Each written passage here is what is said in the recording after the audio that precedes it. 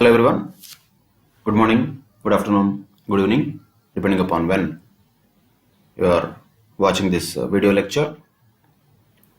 In the earlier class, in relation to Business Economics Unit 2 of Chapter 1, we discussed about some of the features of capitalist economies, wherein the major two characteristics of a capitalist economy will be one, the existence of private property, two, the driving force of such economy being profit motive.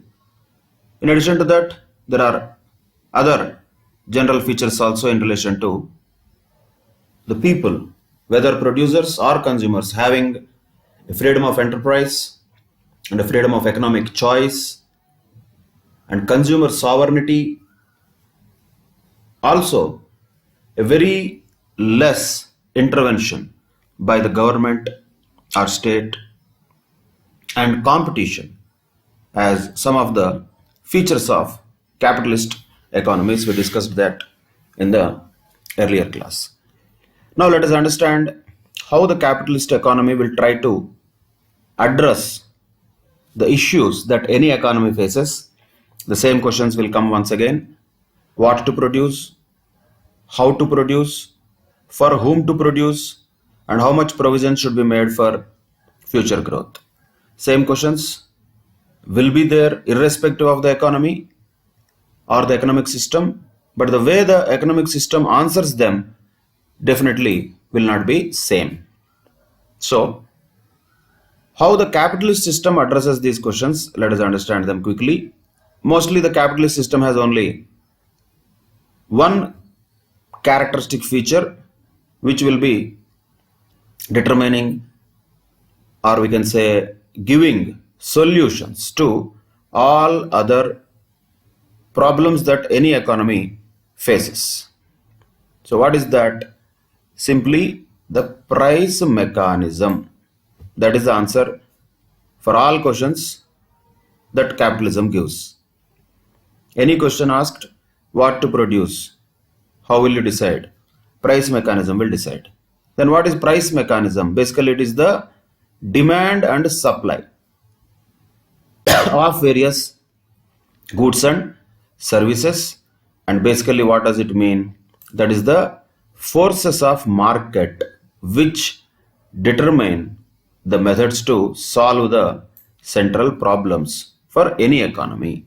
So ultimately the capitalist economies will give answers to these all central economic problems with price mechanism, demand and supply, and market forces. Market forces once again is not about one person. These are all impersonal forces of market. Impersonal.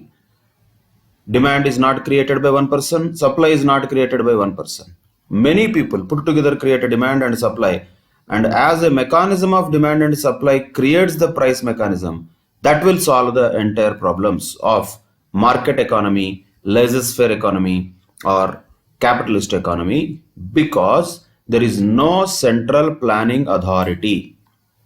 As far as capitalist economy is concerned, there is no central planning authority.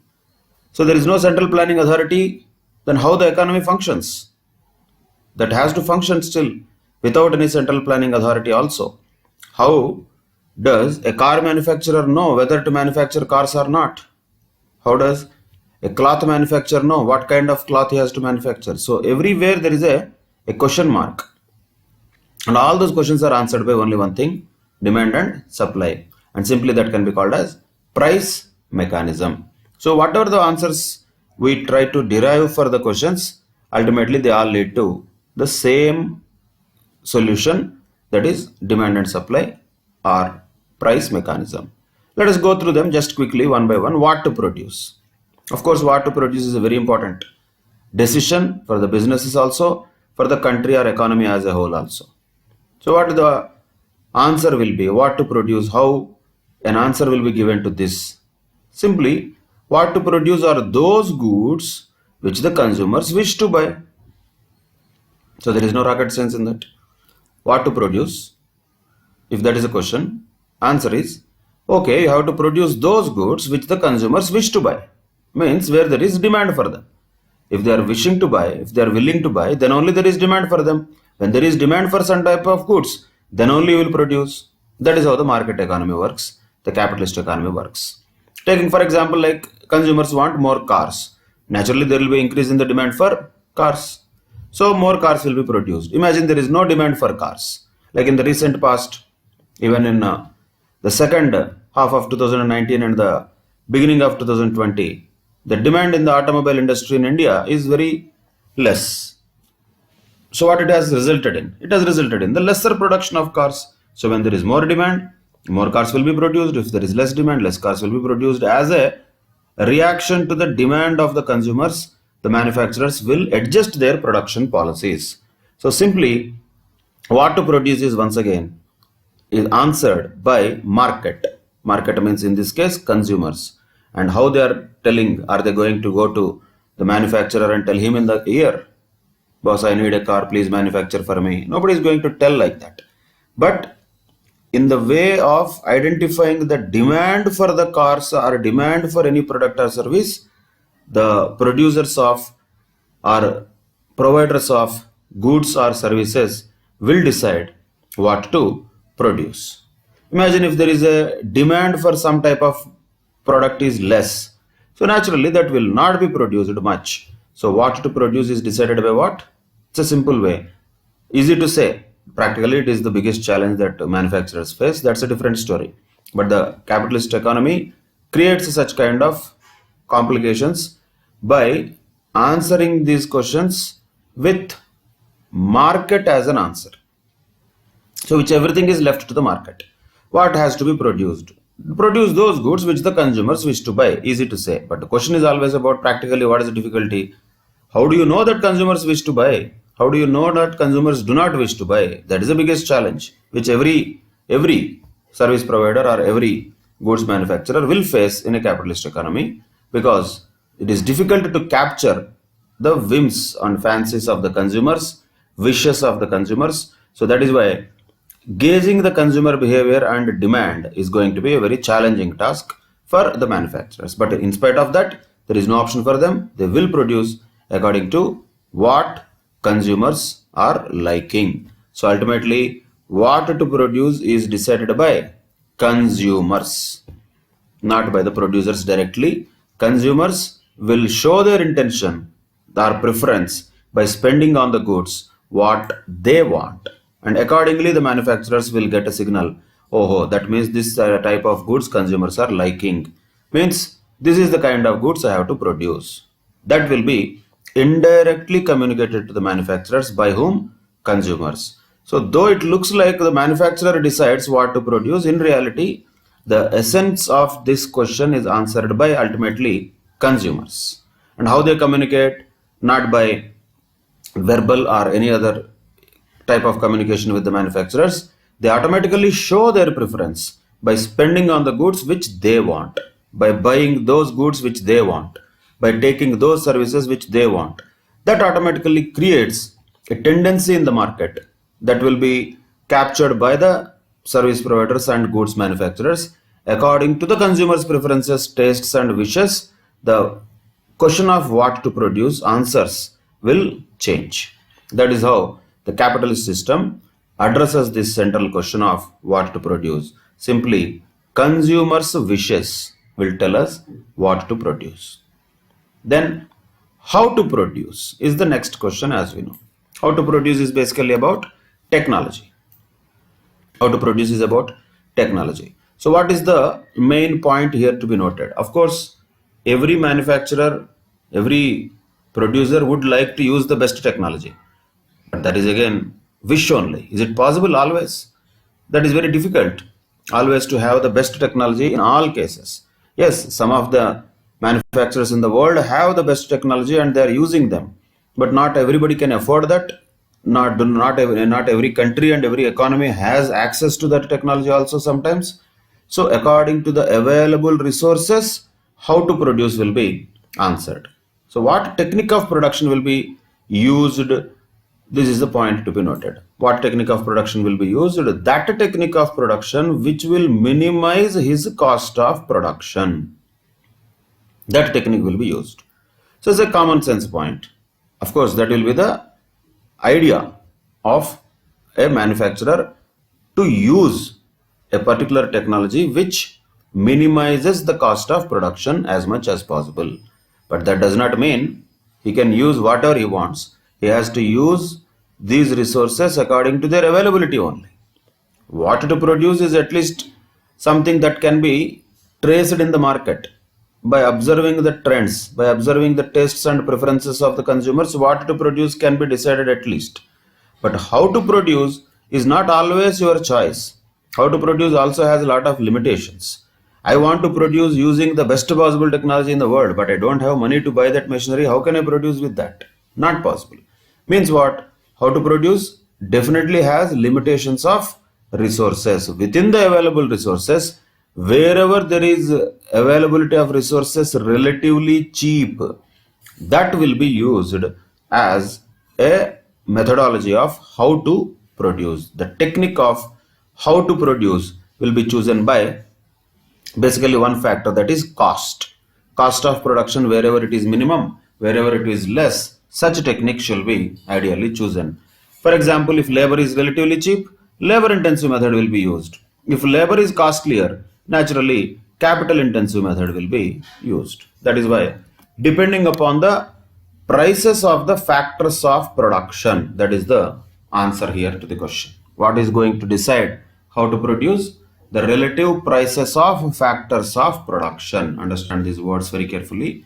Factors of production include many things, all the resources: land, labor, capital, organization. Nowadays they are calling it in different ways. We are calling them using M as a keyword or key letter. So we can call them as like men, machinery, methods, money.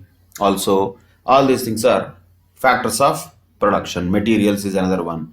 So depending upon their prices, how to produce will be also determined. What to produce is different.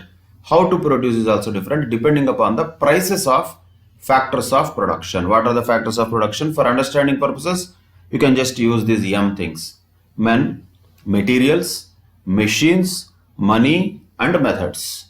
So if any of the materials is cheaper in one particular country or economy, let us say, they might use that material for production of certain items. But for the same material, other countries may not use the technique. They may use something else.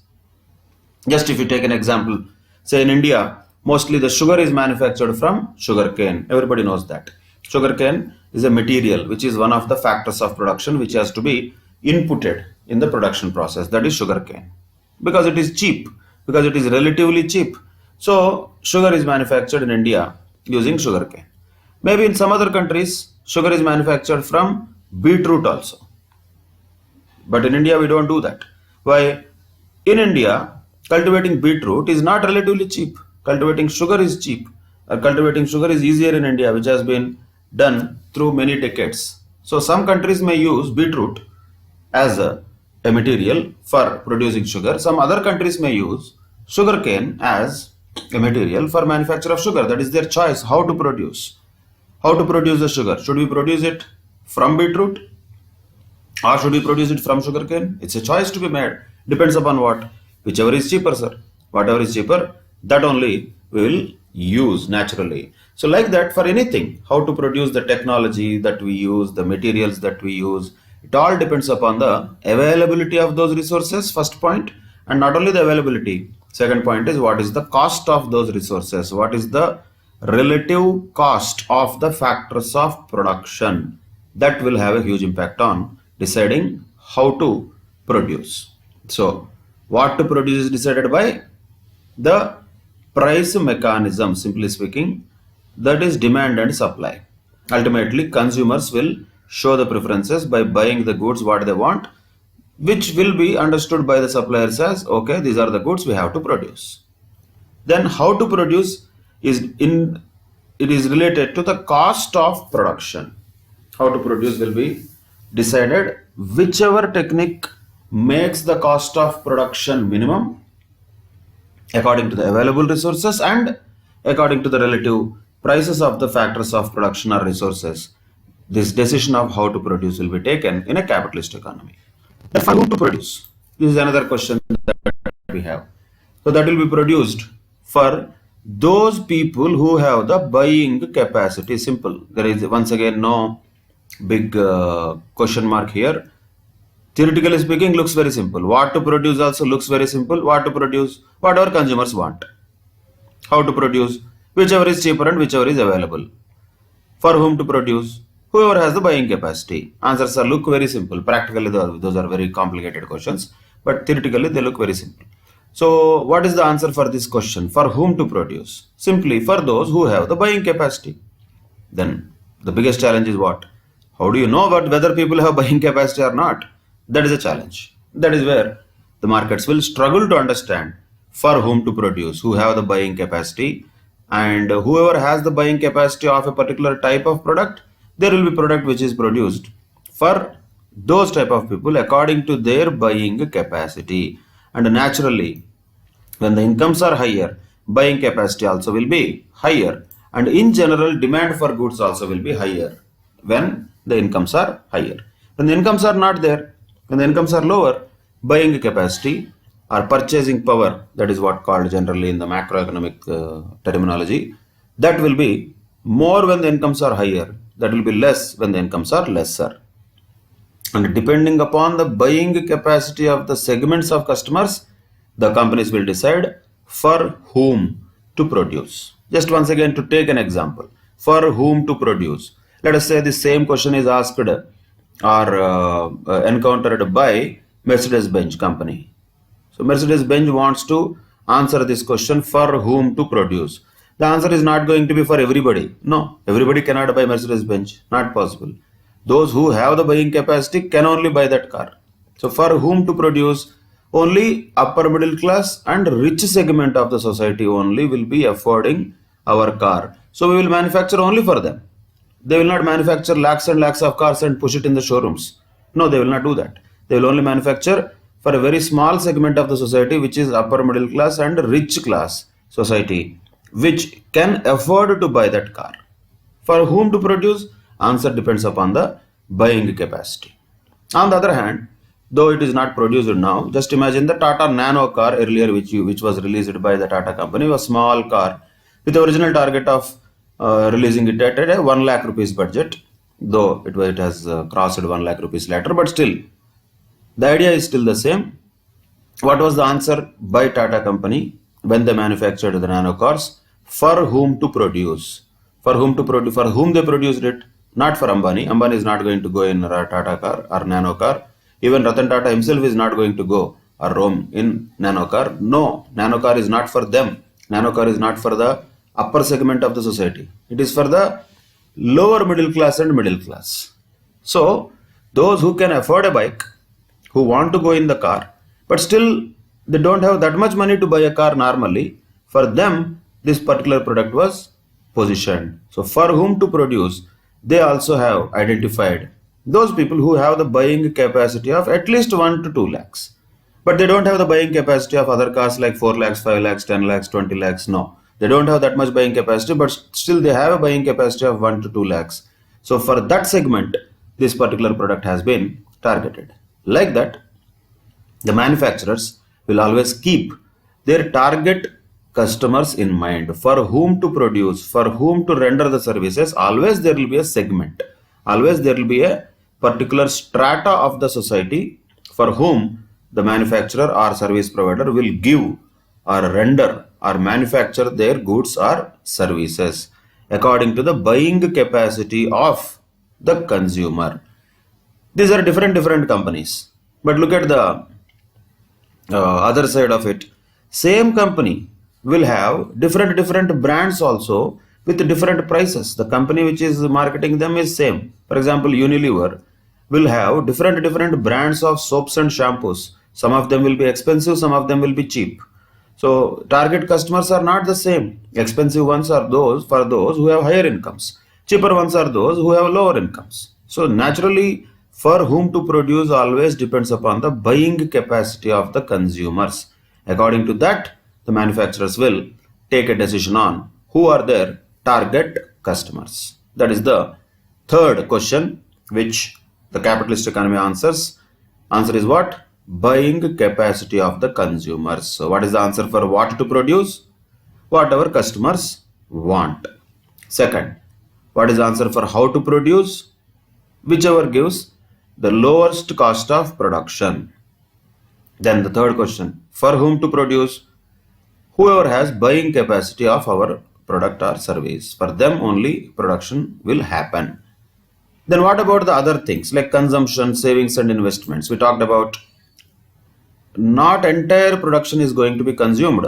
A bit of that, a portion of that is going to be saved and a portion of that is going to be invested for future purposes. How much to be done? On what basis this savings and investment will be done in an economy which is a capitalist economy. But understand this here, these are all not happening by the same people. Consumption are done by whom? Consumption and savings are done by consumers. Let us call all individuals are going to do that.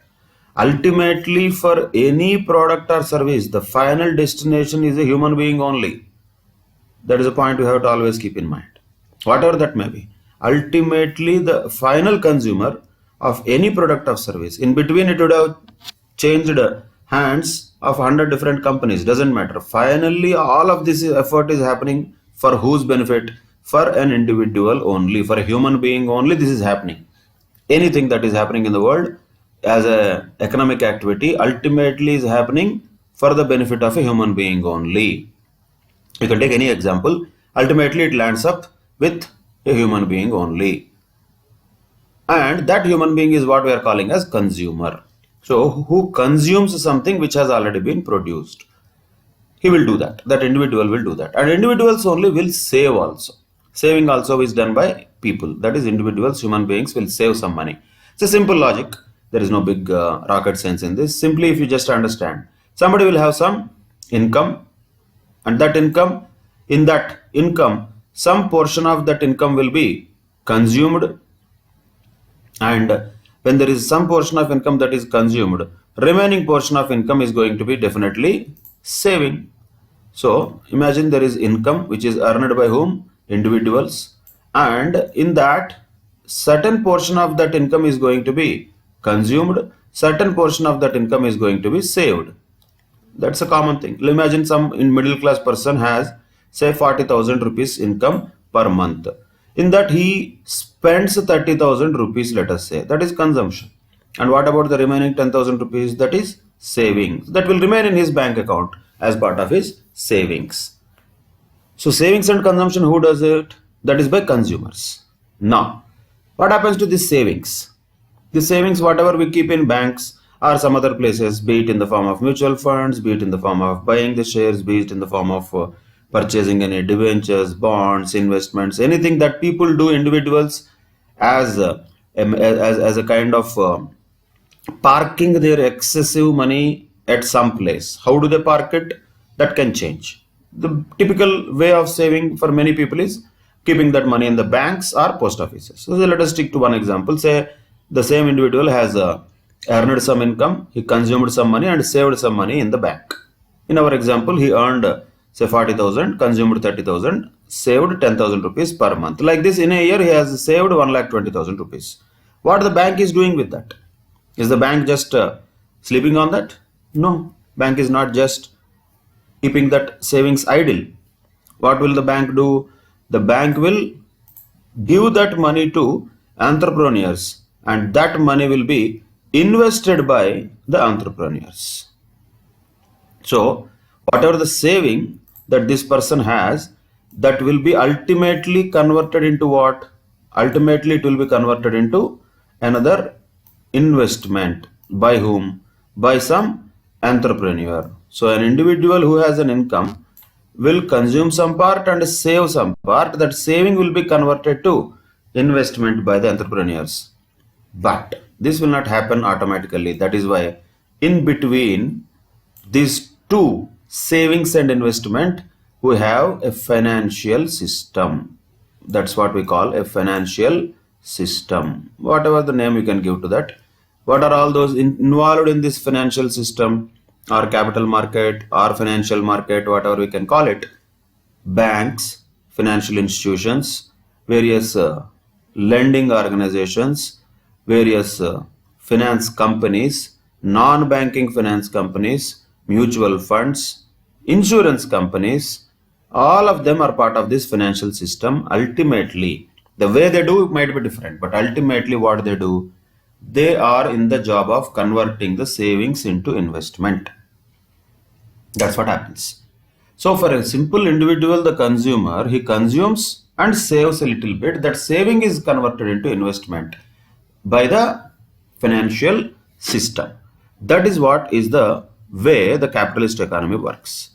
But the point is, how much to be consumed, how much to be saved, that depends upon multiple factors. Multiple factors. But what is the major factor that will determine this will be interest rates. Logically, interest rates are going to be the major factor which determines how much will be saved. For common sense purposes, if you understand, if the interest rates are high, then naturally the savings of the people will be high because people want more return on their investment. So normally, if interest rates are high, people will save more. When people save more, that money can be converted into investment. But here the paradox comes. When the interest rates are high, the same investments will not be high. Why? Because their cost of capital is high. Because the higher interest rates for them, for these people who are saving, for the saving people, this is income. For the investing people, the same thing is expenditure, no? Because they have to borrow money from the banks and they have to pay interest to the banks. And when the interest rates are high, the investment will become low. So that is where the balance in the capitalist economy has to be maintained so that interest rates are not too high, not too low. Always there is a two sides of coin for anything in a capitalist economy, or for that matter, that is nature also. In this case, just take interest rates as an example. What happens if interest rates are high? If interest rates are high, savings will be high. Good or bad? Fantastic, very good. But bad thing also is there inherently in that. What is that? When interest rates are high, investment will be low because the loans become costly for the investment people who are entrepreneurs. So interest rates, if they are too high, that is dangerous for investments. Investments will not grow. If interest rates are too low, let us say, other side. Sometimes people think low interest rates we will keep and we will boost the growth, we will boost the investment and all. That's all looks good, sounds good. But too low interest rates, what they will do? When the interest rates are too low, savings themselves will become low because in the normal people who are earning incomes, they will not save at all. When they don't save, where is the money for investment? So this is a catch point. Interest rates cannot be too high also, too low also. That is why both things have to be balanced. And that is how the capitalist economy finally, one way we can say, guides the consumption, saving and investment also. All these things are done with inherent points like interest rates, prices of factors of production, buying capacity of the people, and tastes and preferences of the consumers. So every question in this capitalist economy is answered by basically market mechanism, not by any one person. Nobody or one group of persons are sitting in the top and deciding, okay, do this, do that. Nothing happens like that in capitalism. It is the market which decides. And who is market? All participants are together called market. Market will have consumers also, market will have producers also, market will have financial intermediaries also, market will have government regulation also. For example, interest rates and all are not determined by market alone. They are all determined by central banks. In India, we call it RBI.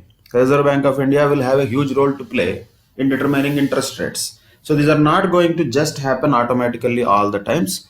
With government or government institutions involvement, these interest rates type of things are going to be influenced. However, still, is there going to be any compulsion on the people to save? Definitely no. Is there any compulsion on the people to invest? Definitely no. There is no one centralized direction in capitalist economies. Every answer to these questions is given by market and market alone. What to produce will be answered by the consumers. For whom to produce also will be answered by the consumers. Whereas what to produce is answered by their whims or wishes. For whom to produce question is answered because of their buying capacity or purchasing power. Both are required. We will come to that in the chapter of demand. Demand is only possible when both are existent.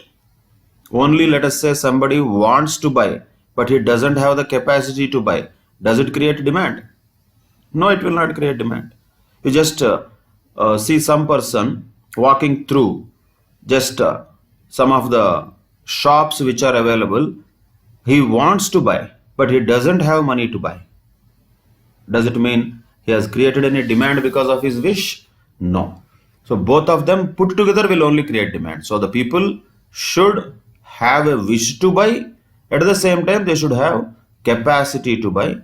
Then only demand is created. Then according to that demand, what to produce and for whom to produce are answered according to that.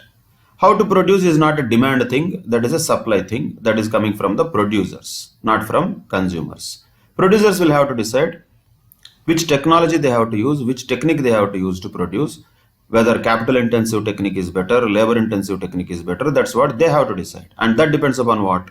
Depends upon the factors of production and their prices. If the factors of production are cheaper, they will go for that factor of production. If the factors of production are costly, they will not choose such factors of production. Like that, it is a decision by suppliers, not by consumers.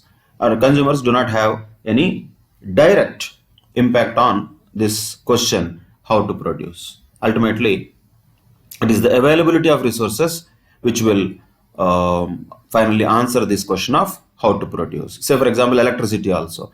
Electricity in India, we use many technologies for producing electricity.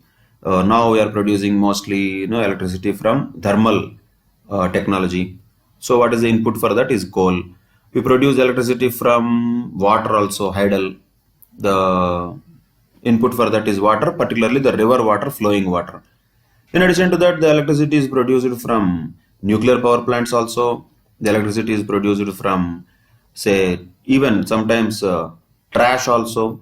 And electricity is nowadays increasingly being produced from solar also, and increasingly being produced from windmills also. These many possibilities are there, but how to produce will be decided by the suppliers or manufacturers on the basis of availability of the resources, on the basis of the cheapness or costliness of the resources which they use to produce. Gas can be used for actually manufacturing electricity. In fact, petrol and diesel also can be used for manufacturing electricity. Can we afford to do that? We are using coal to manufacture electricity. Can India afford to use petrol and diesel to manufacture electricity? Can power be produced using petrol and diesel in India? No, not possible, because already we are dependent too much on other countries for import of petroleum products. So petroleum products cannot be used for manufacturing electricity in India. Not that we don't have technology, not that we don't have that capacity, because it is costly for us. Maybe for some of the Gulf countries that may be cheaper, because that is abundantly available for them. It is cheaper for them. Petroleum crude is available for them very lower cost. Or some countries have a lot of gas reserves. They can use that gas reserves for manufacturing electricity. So how to produce mostly depends upon the cheaper availability of resources, not just upon the consumers. See, consumers ultimately want electricity. All of you are having some electricity consumed every day. Your fan is there running, and television is running, and television and all the other refrigerators, these are all running. But do you know which electricity you are using? Do you care about it? Are you using the electricity that was produced from thermal plant, or are you using the electricity that was produced from a windmill? You don't know anything. Electricity is electricity. Ultimately, the power that you are using is only at an end point. You will never know what is the source of it. That means how to produce is not something related to us. It is related to the producers. What they will think about is whichever the methodology, whichever the technique gives them lower cost, they will choose that. That is the nature of how to produce question. For whom to produce, we'll only decide. According to the incomes of the public, for whom to produce will be there. What kind of categories of goods should be produced will definitely change according to the buying power or purchasing power of the consumers. And the topics of consumption, savings, and investment depend heavily upon interest rates. Of course, in general, the interest rates are, if not determined, definitely guided by the Reserve Bank of India policies. We call them monetary policies. According to that, interest rates will be determined. According to the interest rates, the consumption pattern of the people, saving pattern of the people, investment pattern of the entrepreneurs will be changing. And this has to be kept not at a too high rates also, levels also, not at a very too low levels also. That is a balance which has to be done, a circus which has to be actually performed by RBI, so that the consumption, savings and investment are in balance. Understand this very carefully. All of them are contradictory with each other. Consumption, let us say too much consumption is there. For example, mostly the western part of the world is mostly consumer oriented, consumption oriented economy. People, whatever the money they earn, they consume it fully. There is no much of savings. Like that, Asian part of the world generally is famous for savings than consumption. So that is a mindset. Irrespective of that, imagine some person is having some amount of income. If he consumes everything, everything is consumed, then where is savings? When there is no savings, how can there be investment? And when there is no investment, how can there be growth? You will stagnate. That is why the Western countries, they do not have higher growth rates. Not possible, because already they have reached to a level which is already peak. Once you have reached to the Everest, you cannot go any further from there. There is no possibility. Like that, growth rates will not be there for those so-called developed economies. Why is that? Because of this, because they already reached to a level where savings are not much, consumption is more. Developing economies, they require growth. And how that is possible? Not by only consumption. If consumption is more here, that is going to be dangerous. Everything, whatever the incomes that are earned, if they are consumed in the developing economies, savings will get affected. Savings will be low. When savings are low, investments will be low. When investments are low, growth will be low. That is dangerous. So there should be a balance between consumption and saving. And once there is a saving, a portion of that saving has to be converted into investment. Imagine everybody has saved well in India. Lot of saving is there. If that is not invested in the economic activities, that saving is also useless. No, money cannot create money by itself. Interest people call interest. How interest is possible to be given to money? When that money is used for some purpose, which is a productive purpose, and that purpose gives a return more than the interest, then the banks can give interest to the people. If that is not possible for the banks, then there is no way that money can create more money automatically. So that is not automatic. Money creating more money through interest is also a result of economic activity. By itself, it will not create any money. That is not possible. Only increasing the capacity, increasing the existing stock is possible for animals. If you have, let us say, 10 animals, after 1 year, depending upon the time period available, that may become 15 or that may become 12. Maybe after 3-4 years, the same may become 15, 20, like that. So they can increase in the numbers because they have that reproductive capacity. Money cannot increase by itself. How can it increase? Only when that money is actually spent in the productive economic activity. When that happens, that's what we call investment. When that investment happens, which generates good returns more than the interest that is supposed to be paid, then that surplus is what we call as growth. And that is all possible only when savings is converted into investment. And that is the job of the financial system. That is the job of the financial, you can say, industry as a whole. But this entire thing has to be managed within a capitalist economy very carefully with a balance. A little bit more on the consumption will have a problem on savings. Naturally, when there is a problem on savings, there will be a problem on investment and there will be a problem on growth. Let us say a little bit less on consumption.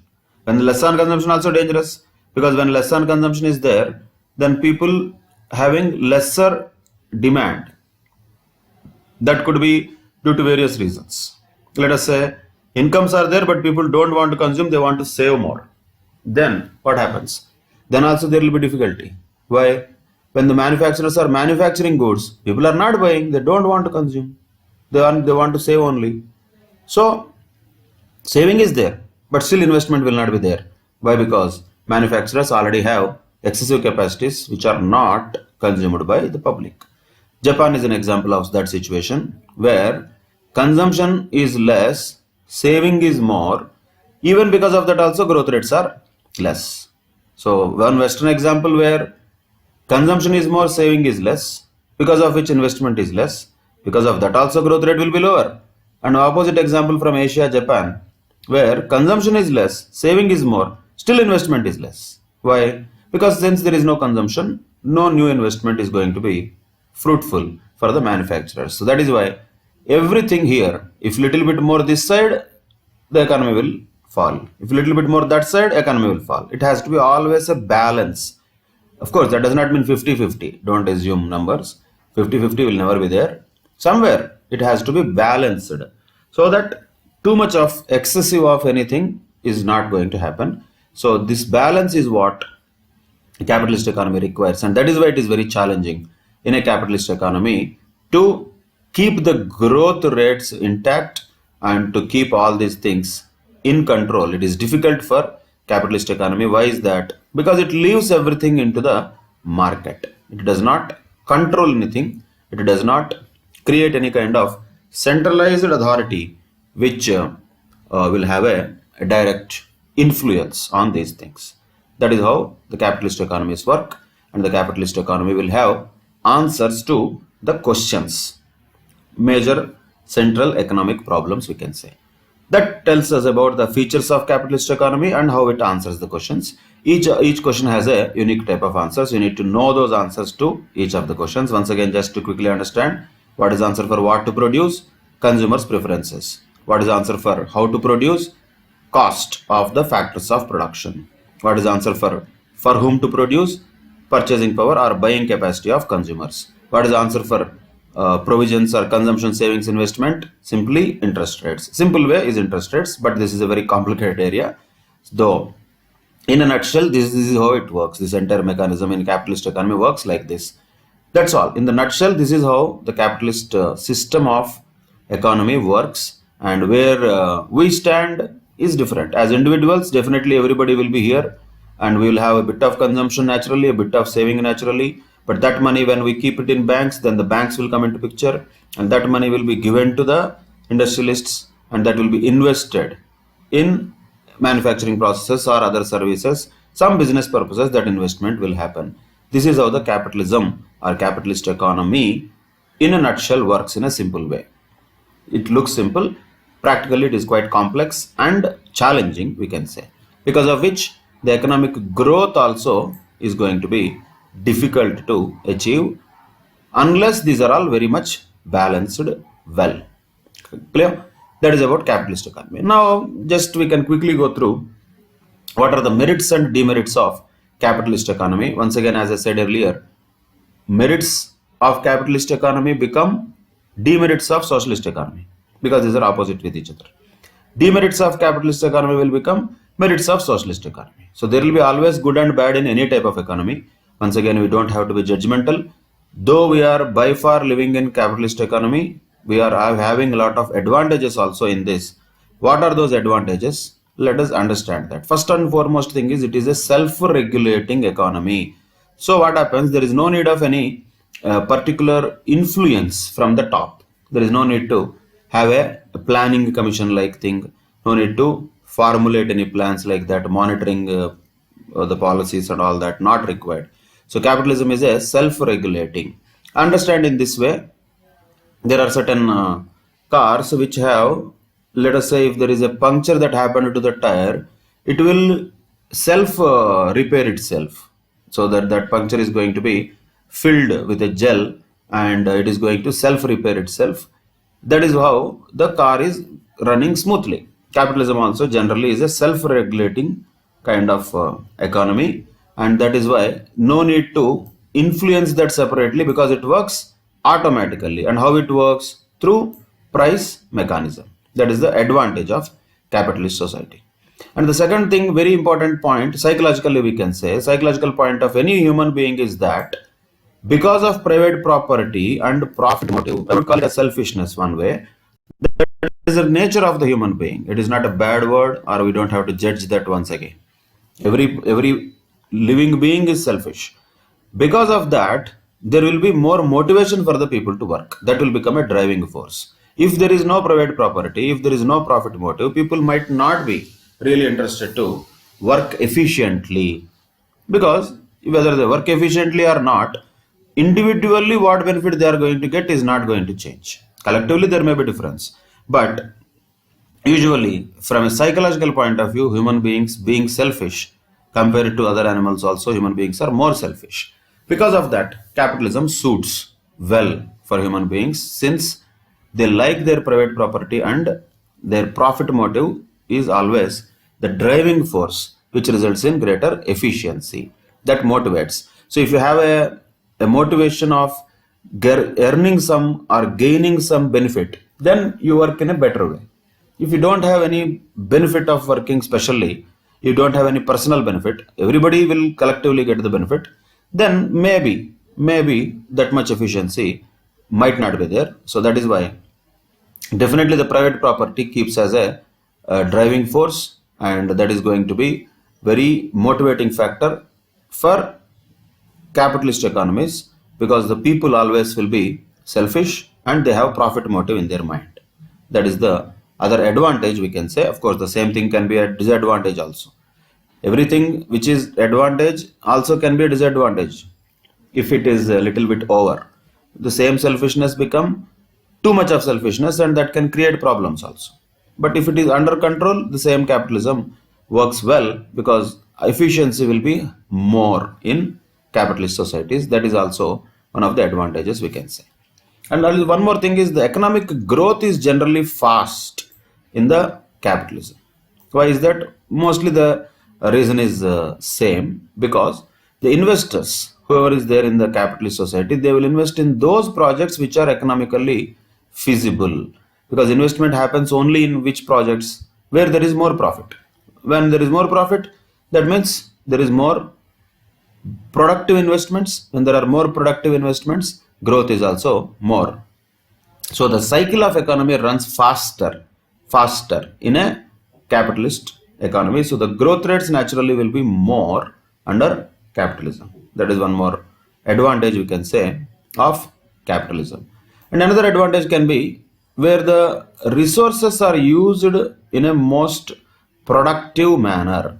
And we use this word many a time normally, though we don't need to use it since we don't have descriptive examinations, but you should remember this very important term, that is called optimum allocation of available resources. Always we use this word in reality. Optimum allocation of available resources. That is the biggest challenge, and capitalism achieves that challenge, because allocation of resources happens only to those activities which are most productive. If they are not productive, they will not be resources will not be allocated.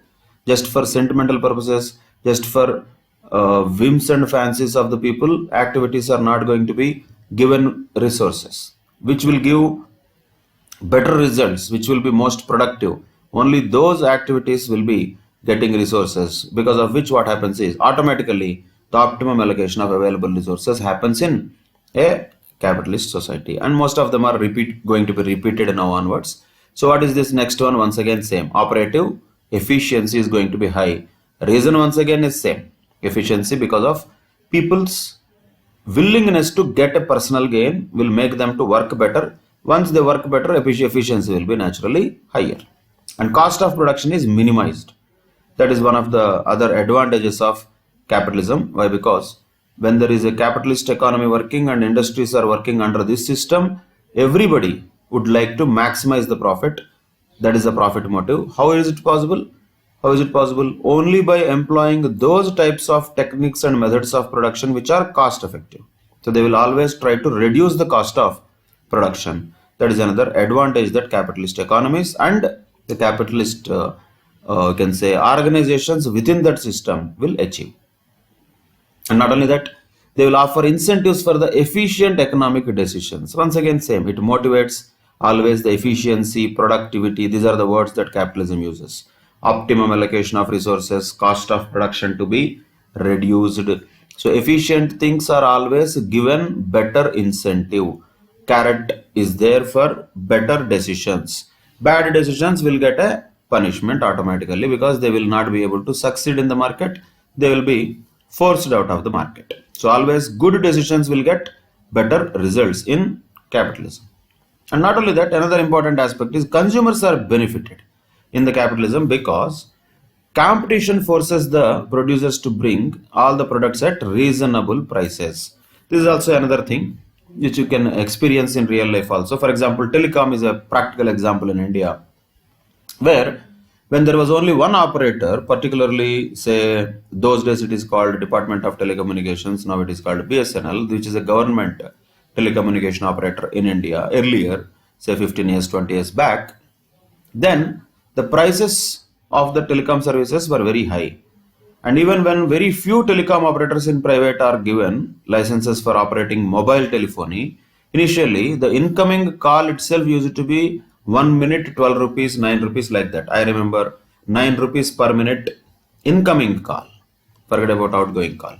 Incoming call used to cost 9 rupees per minute. If somebody calls me, I have to also pay money, he also has to pay money. That was the situation earlier. Now we have reached a situation already long back where incoming calls are free, long back, and outgoing calls are also as good as free. Very much negligible costs almost we are paying for these telecom services. How it was possible? Mostly it is possible because of competition. Because when there is competition, it forces the producers to bring good quality products with reasonable prices. That is what benefits the consumers in capitalism. Not only that, because the consumers have freedom of choice, that gives maximum satisfaction to the consumers. Naturally, when consumers have a choice to choose something what they like, they will be happy. If consumers want a product, let us say everybody wants a particular kind of soap, but that soap is not manufactured, the consumers are not happy, naturally, because that is not available. When it is available, then only they will be happy. So satisfaction comes to consumers when they have freedom of choice, which is provided by capitalism. In socialism, there may not be freedom of choice. While reading or learning all these things, always in the back of the mind, one point to be there. Sir, there is no 100% capitalism, there is no 100% socialism. These are all theories we are talking. In reality, every country will have little bit of capitalistic traits also, little bit of socialistic traits also. Both will be mixed in reality. But if there is a full-fledged capitalism, the consumers will be more satisfied because they have a full freedom of choice. That is the advantage we can say. And a very important advantage, actually this is a true thing which can be proven also in the past. Capitalism improves innovation and technological progress. This happens definitely well in the capitalism. Innovation happens in a very quick manner. Technological progress also happens in a very quick manner in capitalism. And proof is once again, the actual life of capitalism itself, once you consider, is not more than 300 years from now onwards if you go backwards. In the history of thousands of years of human civilization, this capitalism as a system has been there only in the past 250-300 years after the industrial revolution that happened in UK, that is in England. Later on it has spread to the other Europe and then spread to the America also. But the West has been the forefront runner for capitalism. And imagine how much innovation happened in these 200-300 years. Unimaginable level of innovation happened. Whatever the humankind has invented, their entire history, say in 3000 years, or maybe somebody can say 30,000 years. In 30,000 years, what human beings could progress, in 300 years only, the civilization could progress. That is what capitalism actually achieves, innovation and technological progress. Why is that? Once again, goes back to some of the psychological things, because when you have an innovation done, you have an advantage of getting more money. Then definitely your motivation will be high. Bill Gates He's not just a businessman, he's an innovator first. Like that, any company you take, the big companies, be it Amazon, be it Google, or be it any other company like HP, most of the companies in the world, they are all top. Why? They are on the top. Why? Because of innovation. A small boy called Zuckerberg now is a billionaire as a owner of Facebook. How is it possible?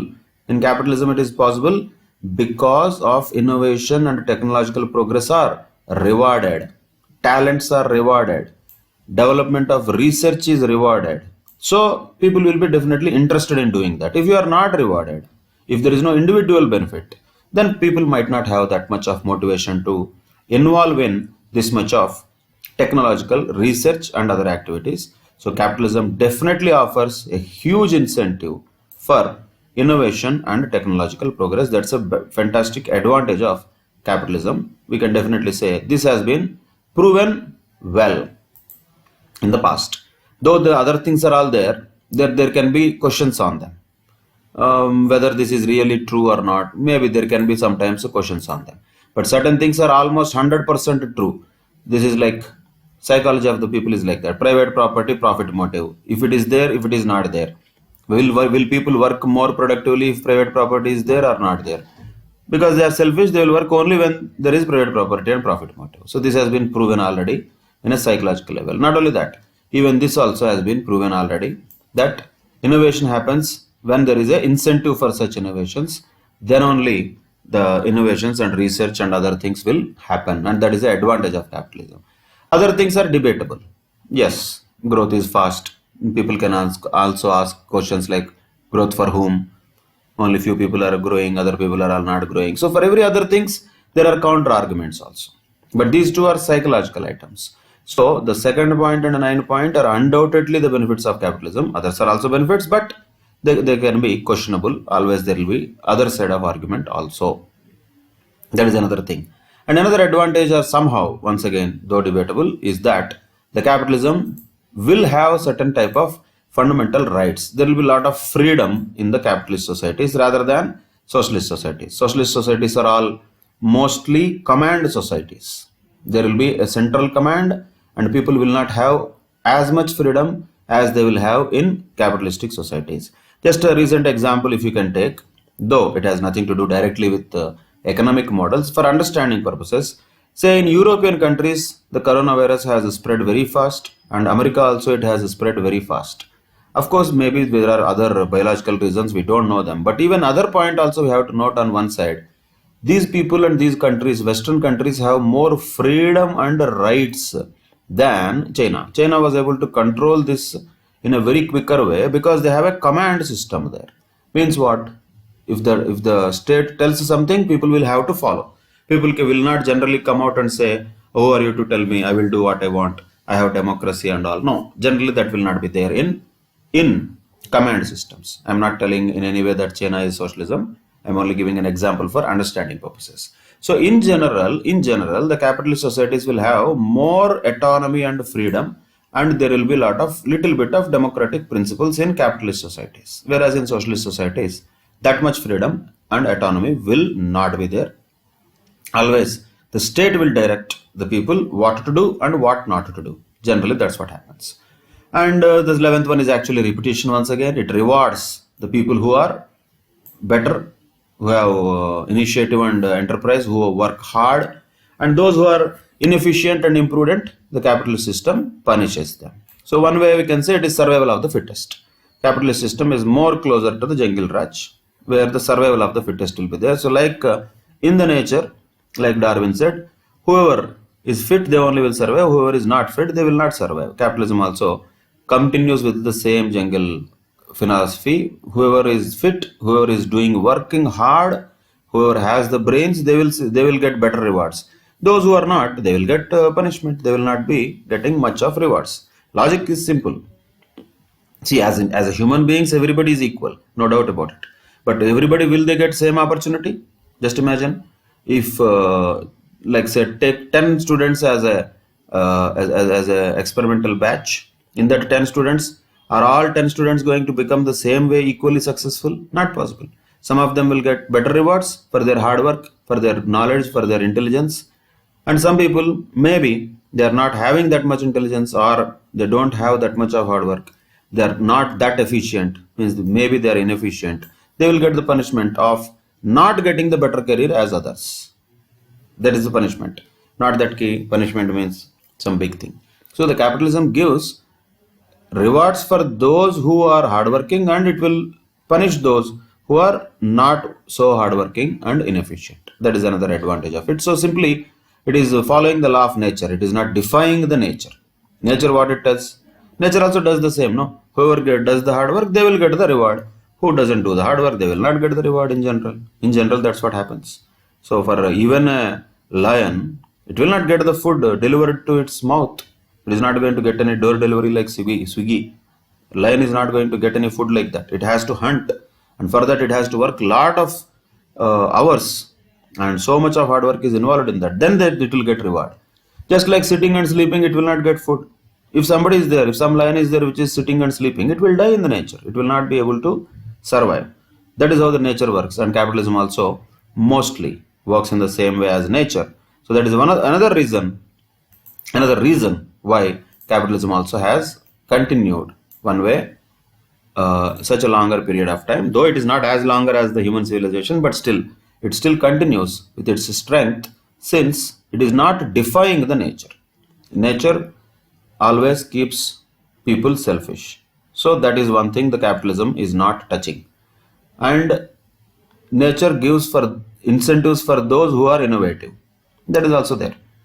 Like every animal prior to at least human evolution are more or less the same. But humans progressed well. Nature has given incentives because we were innovative. Instead of using hands to kill the other animals, which we cannot do actually, we are so weak compared to them. Once we have tools, once we have some weapons made, then it became easier for us to kill them, those people.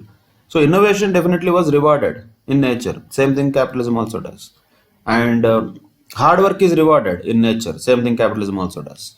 And normally the capitalism functions in a democratic framework. That is what we have been talking about. It is not an autocratic system, it is a democratic system. And same thing once again, 13th point is repeated one way.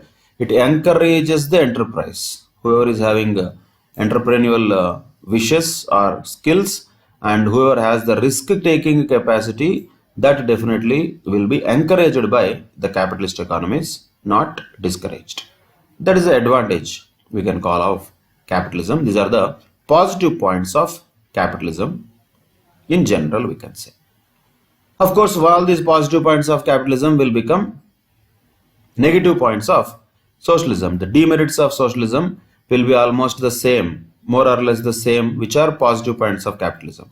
The demerits of capitalism will become merits of socialism. So, once you are looking at one side, automatically it tells us what is the relation or what is the actual position about the other side as well. So, that is the aspects that we discussed today. And in this particular unit 2, we talked about what are the basic problems of any economy and what is the importance of those problems in any economy. And now we started understanding and examining how each economy is addressing those questions. And we started with capitalist economy and what are the characteristics of capitalist economy, and how do capitalist economies address the questions that we have, and what are the merits of or advantages, pros of capitalist economy we have discussed so far. In the coming class, we will discuss about the demerits of capitalist economy. And once we know the both merits and demerits of capitalist economy, just reverse them, that becomes socialist economy, and just mix them, that becomes mixed economy. So socialist economy, mixed economy need not be separately very well discussed. Once you understand capitalist economy, anyway, which we are going to study much, which is a market economy, then automatically the other two types of economies also we can understand in an easier manner. That we will do in the coming classes. Till then, take care. Thank you very much. Bye bye.